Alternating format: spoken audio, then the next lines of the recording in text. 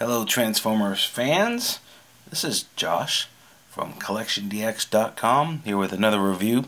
This time we're here with the Fewture X Gokin Transformers Optimus Prime. It has the designation EXTF03.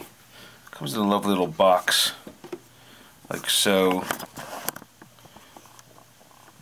Not too big, not too small. Pretty cool. But we're not here to talk about the box. We're here to talk about the toy. Alright, so let's go through the articulation of Optimus Prime. Check it out. So he's got a ball jointed head, which is very nice. Notice his stacks are very tall here, which is okay, but not how I am used to seeing him. But maybe it's a little more animation friendly than the old G1 toy. He's got ball jointed shoulders, which it's worth noting that you can just pop out any of these joints pretty easily. You can see it has the extendable shoulder bit there, which is nice. I'm going to stop saying which is nice. You have a hinge, bicep swivel, double elbow. Now this is very interesting looking because normally you have a double jointed elbow, you have a very noticeable hinge or something like that. Look at that. It looks like it was meant to always be that way. I think that was a very good job on their part. The fists are just simple ball socket. Almost a little loose, I think, for my taste. There is a swivel. There's a little bit of a hinge, but it's kind of hampered by the grate. The chest opens up, and there's the matrix inside. Now this hinge kind of comes off really easy, so you just have to kind of press it like so. This matrix does come out, but it's so small I'm worried about losing it, so I'm going to leave it right there. The doors are plastic, but the main body chest area is metal. Moving down to the hips, we have a front skirt that does move. We have side skirts that move as well. These do also pop out rather easily. Keep an eye out for that. And the legs are really great on this piece. I mean, just look at the pose I'm getting out of them right here. There's a lot going on, and you can kind of see inside the hips how this works. And because this is a ball joint, it will just pop right off. And it allows us to get a good look at what's going on inside here. You can see that there's a peg with a ball at the end. This can go up and down. And inside here it touches and swivels. Pops back in, and it's not like it's really loose, it pops back in pretty well. And all of these Fewture Gokins have a little bit of an extending feature for their legs. So for example, you see the back of the leg here goes a little long.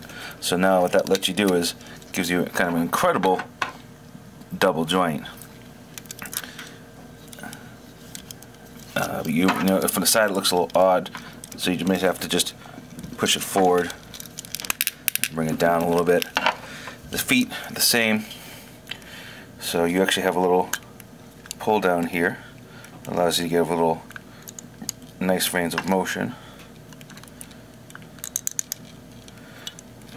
So you can get some really kind of impressive stances going with this Prime, which is something that you don't get with many other Primes.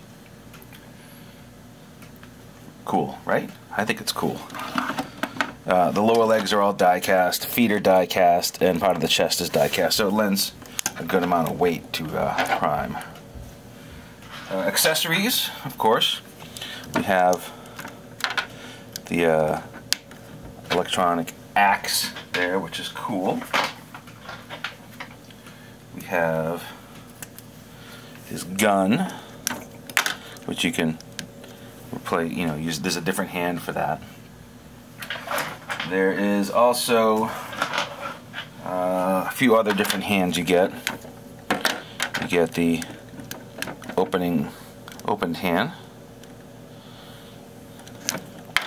and you also get the pointing finger of awesomeness. The kind of till all is one. Kind of do this.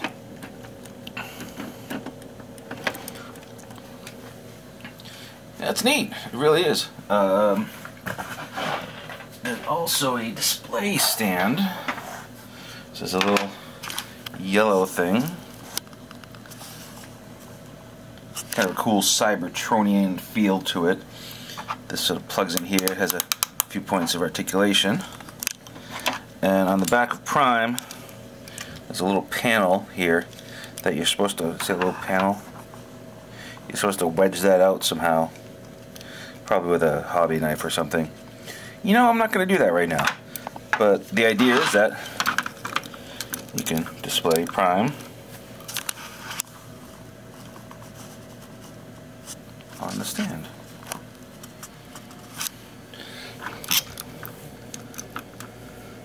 So you should go buy this piece. I got mine from angles.com. That seems to be where they're getting a lot of the Fewture X Gokin products. Pre-order them because they sell out. There's not a lot of them. It's pretty reasonable, about 80 bucks, I think. A lot of fun, a lot of value, a little die-cast package, and it's one of the best representations of Prime that I think I have really handled, in at least, you know, in a non-transforming sense. It looks like the cartoon. So I have my Prime that transforms like I want it to, and now I have my Prime that looks good like I want it to, and they're kind of about the same size, really. You know, the truck mode on this version is perfect, of course. That's really what the designers started with. They started with good truck mode and made the robot the best they could. You know, 30 some odd years later, here we have the really good robot mode. So I can display one version in the truck, one version in the robot. Everybody's happy. This is Josh from CollectionDX. See you next time.